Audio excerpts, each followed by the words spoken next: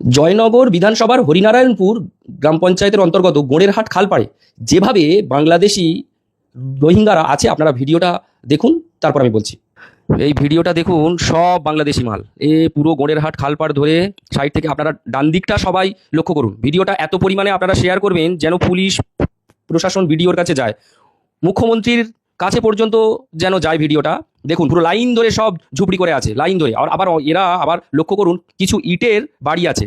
এরা ওই বাংলা আবাস যোজনা পেয়েছে। সব তৃণমূল নেতারা সব আধার কার্ড সব দিয়েছে, করে দিয়েছে সব। দেখুন আস্তে আস্তে লম্বা লাইন 5-7 কিলোমিটার ধরে আছে। আমি তো কিছুটা দিলাম আপনাদেরকে, দেখুন পুরোটা দেখুন কি অবস্থায় এরা কিভাবে খালের পাড় দখল করে আছে, কিভাবে আছে দেখুন।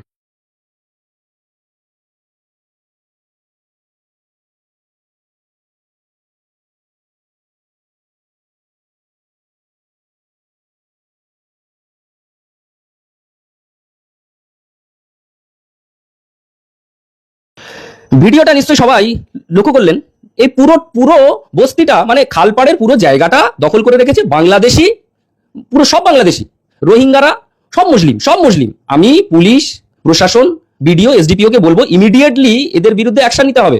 না হলে এদের এখানে বুলডোজার না চালালে এরা সেই মানে এসআইআর হওয়ার যখন আগে থেকে এরা এদের যা মূর্তি ছিল, আর এদের এখানকার বসতি স্থাপনের জন্য পরিষ্কার কথা, এখানকার তৃণমূলের যারা চোরজোচ্চররা আছে আধার কার্ড প্যান কার্ড তৈরি করে এদেরকে সব বসিয়ে দিয়েছিল। আর এখন বিজেপি ক্ষমতায় আসার পর এরা পুরোপুরি চুপ।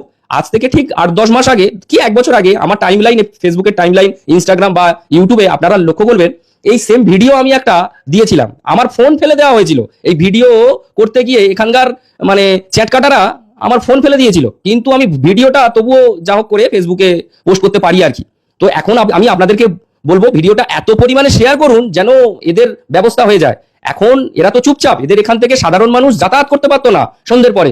এখানে গাঁজা মদের শুধু আসর বসে, শুধু গাঁজা মদের আসর বসে এখানে।